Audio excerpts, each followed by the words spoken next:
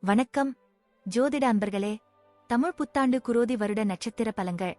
அனுஷம் நட்சத்திரம். இந்த ஆண்டு நற்பலங்களும் தீய பலங்களும் கலந்தவாறு இருந்துவரும் இருந்தாலும் எதையும் சமாளிக்கக்கூடிய வகையிலேயே தொல்லைகளின் தன்மை இருந்து வரும். மனம்தான் சற்று சஞ்சலத்துக்கு உட்பட நேரும் தெய்வப்பணிகளில் ஈடுபட்டு மனோதிடம் பெற முயலுங்கள். அரசியல்வாதிகள் எச்சரிக்கையுடன் இருந்தால் அவ பேரிலிருந்து தப்பிக்கலாம்.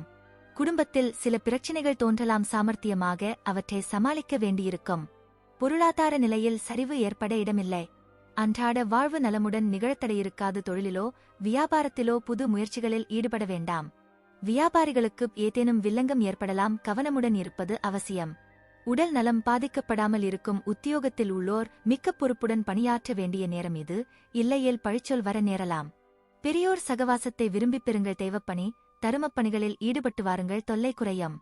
குடும்பத்தில் உறவினர்களிடையே இருந்த கருத்து வேறுபாடு நீங்கி சுமூகமான சூழ்நிலை உண்டாகும். வெளிவட்டாரத்தில் மதிப்பு மரியாதை கூடும்.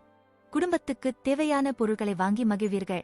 உங்களுடைய வேலைகள் தடங்கலின்றி நடக்க வாய்ப்புண்டு. முதலாளி தொழிலாளி உறவு சலசலப்புக்குள்ளாகலாம். விவசாயிகளுக்கு கஷ்டம் ஏதும் உருவாகாது. பயணத்தைத் தவிர்ப்பது நல்லது. விவசாயிகளுக்கும் தொழிலாளர்களுக்கும் சிறு சிறு கஷ்டங்கள் எந்த உருவிலாவது வரலாம், சமாளித்து விடுவீர்கள், கவலை வேண்டாம். கற்றறிந்த மேலோருக்கு உரிய கௌரவம் கிடைக்க தடையிருக்காது. காதல் விவகாரம் தற்போது வேண்டாம், பயணத்தைத் தவிர்ப்பது நல்லது. வியாபாரத்தில் ஏற்ற இறக்கங்களை காட்டுகிறது.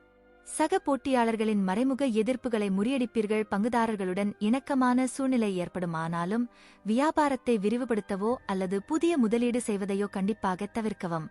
மாணவர்களுக்கு சோதனை மிகுந்து காணப்படும் நேரம் ஆதலால் பொறுமையுடன் இருங்கள். கல்வியில் மட்டும் கவனம் செலுத்தினால் தொல்லை குறையும். நன்றி, வணக்கம், வாழ்க வளமுடன்.